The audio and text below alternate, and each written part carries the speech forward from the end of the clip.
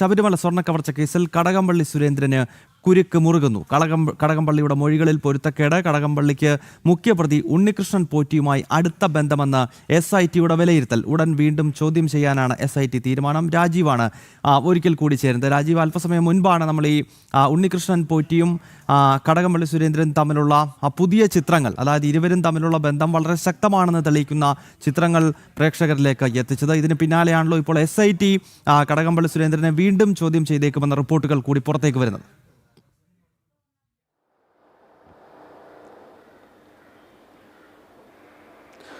ഗൗതം, തീർച്ചയായും വളരെ നിർണായകമായ മറ്റൊരു തീരുമാനത്തിലേക്ക് SIT എത്തിയിരിക്കുന്നു. മുൻ ദേവസ്വം മന്ത്രി കടകംപള്ളി സുരേന്ദ്രനെ ചോദ്യം ചെയ്യാനാണ് പ്രത്യേക അന്വേഷണ സംഘത്തിന്റെ തീരുമാനം. നേരത്തെ കടകംപള്ളി സുരേന്ദ്രനെ രഹസ്യമായി പ്രത്യേക അന്വേഷണ സംഘം ചോദ്യം ചെയ്തിരുന്നു. ഇനിയും ചോദ്യം ചെയ്യാനുള്ള തീരുമാനത്തിലേക്കാണ് എത്തിയിരിക്കുന്നത്. അന്ന് നൽകിയ മൊഴികളിൽ പൊരുത്തക്കേടുണ്ട് എന്ന് പ്രത്യേക അന്വേഷണ സംഘം പറയുന്നു.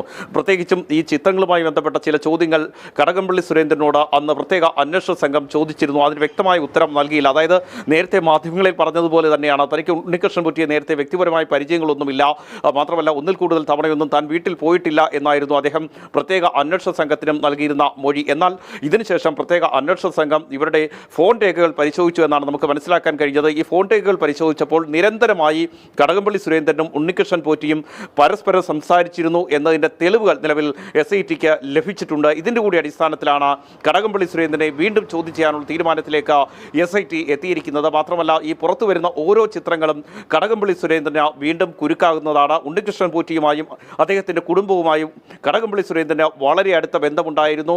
ഉണ്ണികൃഷ്ണൻ പോറ്റിക്ക് വേണ്ടി എല്ലാ ശുപാർശകളും കടകംപള്ളി സുരേന്ദ്രൻ നൽകി എന്നതുമായി ബന്ധപ്പെട്ട ചില തെളിവുകളാണ് നിലവിൽ SITക്ക് ലഭിച്ചിരിക്കുന്നത്. അതിൽ പ്രധാനം ഈ ചിത്രങ്ങൾ മാത്രമല്ല, ഇരുവരും നിരന്തരമായി ഫോണിൽ സംസാരിച്ചിരുന്നു. ഈ ഫോൺ രേഖകൾ ഉൾപ്പെടെ പരിശോധിച്ച ശേഷമാണ് വീണ്ടും ചോദ്യം ചെയ്യാനുള്ള തീരുമാനത്തിലേക്ക് പ്രത്യേക അന്വേഷണ സംഘം എത്തിയിരിക്കുന്നത്. ഉടൻ തന്നെ കടകംപള്ളി സുരേന്ദ്രനെ വീണ്ടും ചോദ്യം ചെയ്യും. ഇതിനായുള്ള നോട്ടീസ് ഉടൻ നൽകുമെന്നാണ് പ്രത്യേക അന്വേഷണ സംഘം വ്യക്തമാക്കുന്നത്. അതായത് നേരത്തെ പത്മകുമാർ നൽകിയ മൊഴിയുണ്ട്.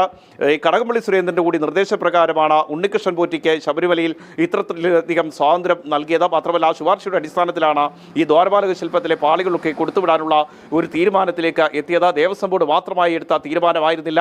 കടകംപള്ളി സുരേന്ദ്രൻ പറഞ്ഞത് ഈ സർക്കാർ തീരുമാനം ഒരിക്കലും അടിച്ചേൽപ്പിക്കാൻ ശ്രമിക്കാറില്ല, ദേവസ്വം ബോർഡ് സ്വന്തം നിലയ്ക്കാണ് ഇക്കാര്യങ്ങളിലൊക്കെ തീരുമാനമെടുക്കുന്നത് എന്ന് പറയുമ്പോഴും നമുക്കറിയാം കടകംപള്ളി സുരേന്ദ്രൻ ഉൾപ്പെടെയുള്ളവർക്ക് ശബരിമലയിൽ നേരത്തെ നിർണായകമായ സ്വാധീനം തന്നെ ഉണ്ടായിരുന്നു. പ്രത്യേകിച്ചും ശബരിമല യുവതീ പ്രവേശന വിഷയത്തിൽ കടകംപള്ളിയുടെ നിലപാട് നമുക്കറിയാം. ആ സമയത്ത് ദേവസ്വം ബോർഡിൻ്റെ ആദ്യ നിലപാടുകൾക്കൊപ്പമായിരുന്നില്ല സർക്കാർ നിന്നിരുന്നത്.